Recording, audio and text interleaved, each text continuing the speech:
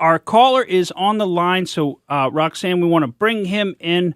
Rafael Pisano is here with us today, and he's got some news for us about something that he and his father did. And if you remember, folks, he's been on the show. He's guest hosted for us, been on the show 4 or 5 times, told his story, told his father's story, really, really passionate about the Cuba issues, about anti-communist issues, and he's trying to work to expose the efforts of the Cuban government to infiltrate our own government here locally.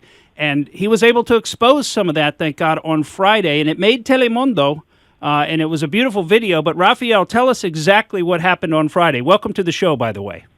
Good morning, guys, and good morning to the listeners. On Friday, I went out to eat Friday evening with my father.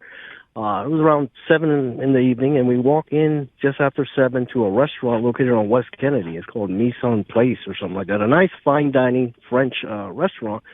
And when I walk in and I'm waiting for the host to come to me, I look to my side, see a lot of suits and ties, and lo and behold, I recognize some of the faces, but I saw Albert Fox, which I spoke about on the show and many other outlets before, who's been fined by the Office of Foreign Asset Control $100,000 for unethical practices doing business with this communist regime 90 miles away in Cuba, 90 miles away from Key West. And he was there, and I was wondering what was going on, and I looked to who was standing by his side, and it's the Cuban ambassador for the communist state, which was here. And I was surprised because I've never seen that or run into somebody like that before. Obviously, we advocate internationally against the communist regime, yet we have a communist ambassador fine dining right here in Tampa Bay. Wow. And you know what was so amazing to me, Rafael, is how many of our local officials, I mean, you mentioned Al Fox, he's not an official, he's like a lobbyist almost, but how many of our local officials were there, elected officials here in the city? Give us some of the names of some of the folks that were there having dinner with the Cuban ambassador. Catering to the Cuban communist ambassador was City Councilman Guido Maniscalco. It was a shock because he's also of Hispanic descent. To see him there, he came up to me as soon as he saw me and my father walk in. He turned pale white, walked towards me, bowed his head, and said, "Uh-oh." And I told him, I put my hand on his shoulder, and I said, "It's a shame that you're of Hispanic descent, and you know what Cubans and people victims of communism have gone through, and you're here with these kind of people." He immediately took off out the door and left. There was also clerk of the court, Cindy Stewart. I was surprised. That's an individual. I don't know her party affiliation, but she has taken big contribution and endorsements by the Republicans here locally. She's with the clerk of court for Hillsborough County. That was a big shocker. And last but not least was Karen Perez with the Hillsborough County School Board. She's a school board member, out of all people, was there with a communist ambassador. And our schools, with the threat they face right now in Florida, with all the programs and ideology programs they want to instill in public school system, which we're fighting against, yet it's just crazy that we have a school board member there with a communist ambassador. Yeah, didn't she run as a conservative school board member? I thought she was running sort of as one of those conservatives, we're not going to, have our schools grooming your children type of people. And what are these people? And Guido Maniscalco, he represents West Tampa, but I thought he was a conservative. But what are these people doing there with the Cuban consul? This is what I've spoken about many times, and we lightly covered it before on 1010 a.m., which is they're here to network. That ambassador is brought here by Albert Fox, again, fined $100,000 in the past for his unethical, illegal practices with the regime, because there are all laws against that. Yet, nonetheless, he's here networking because they invite these people and these type of low-level politicians to these little dignitary parties, and they wine and dine them. They toast and do all those things. Why? Because it gives them a little bit of a platform. Wow, I get to go meet an ambassador. What's going on? A dignitary. And they bring them there, sucker them in, and then they start to gain influence with them and those around them. They try to get circles here, social circles and things of that nature. That's what the communists do. And if you recall what I shared on the show before, the declassified FBI report, where Cuba has an intelligence department specifically targeting U.S. academia, or schools or universities, that's what they try to do. So now that I see a school board member, I didn't expect it because they're more targeting universities, but here we have a school board member, and that's where the network starts. Because any relation she has with other universities or colleges, aside from the public school system, they've got one more that they can gain some ground on, and that's what they do. Raphael, this is so eye-opening, and Morgan was telling me about it before we started the show today. And can you describe kind of what happened? You did some great description of the conversations you had, but what happened when you went in and sort of the feel, the vibe, what was going on?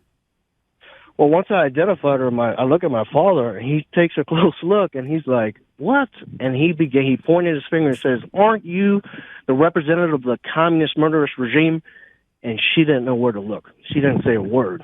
He continued to tell him, "I was in prison 18 years as a political prisoner, and I live in this country. And now you're going to come here where I live, where I raised my family, after you stripped us of everything." And then he started to speak for all the families in Cuba that actually right now are still in that imprisoned island under communist rule.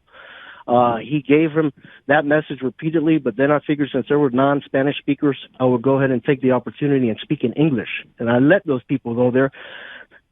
Mayor Rick Kreisman, former Mayor Rick Kreisman of St. Pete was there, and he had a Cuban flag lapel on, and I found that odd since the island's still under communism, and he's there with the ambassador. I thought that was a shame, so I told him, "And you elected officials, you so-called Americans that are here, I served overseas for this country, for democracy.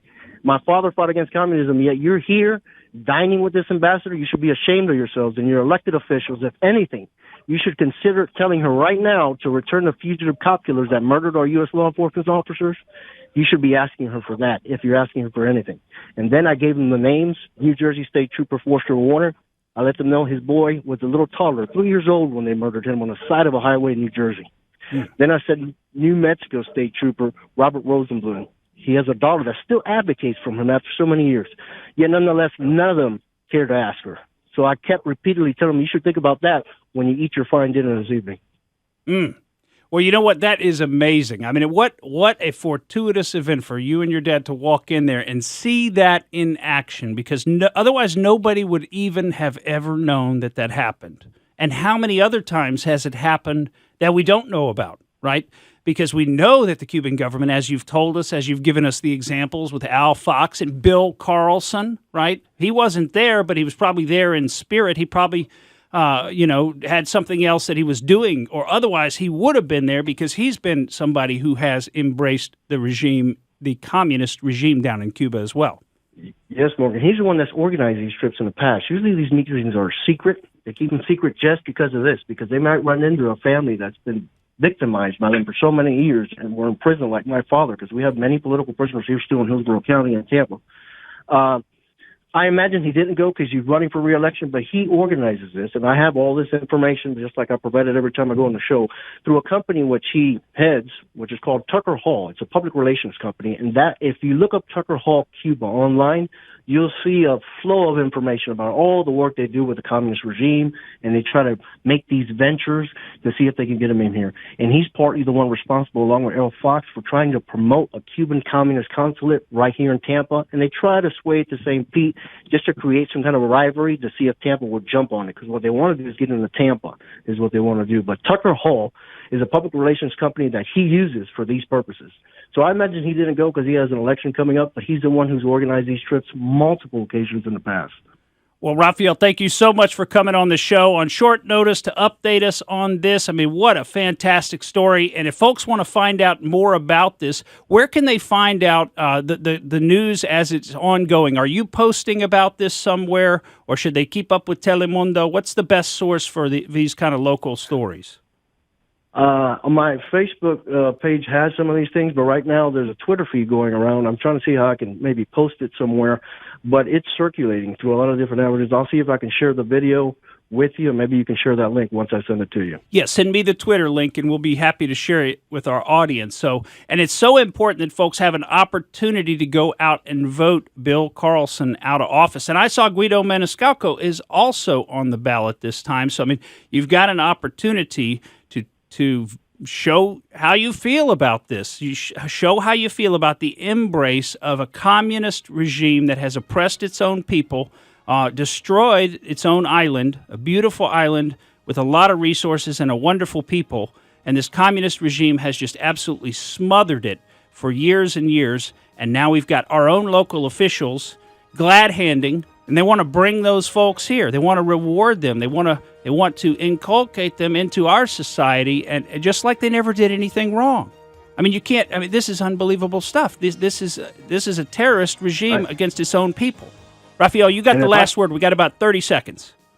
And I can add, I've gotten some letters of support from Vietnam veterans and veterans of different eras saying that they showed their solidarity with Brigade 2506 members that went to the Bay of Pigs invasion and later mounted back up once they got bordered back after being prisoners of war and went to Vietnam to fight for our U.S. democracy. So they've been sending letters of support to Guido Monte. We got to go. I'll be happy to send it to you. Take care. All right, Raphael, thank you so much. Thank you. Thank you for listening to the Morgan Streetman Show. We hope you enjoyed what you heard, and if you did, please click like and subscribe to help us out. And remember that we recommend that you exercise your brain at least once a week.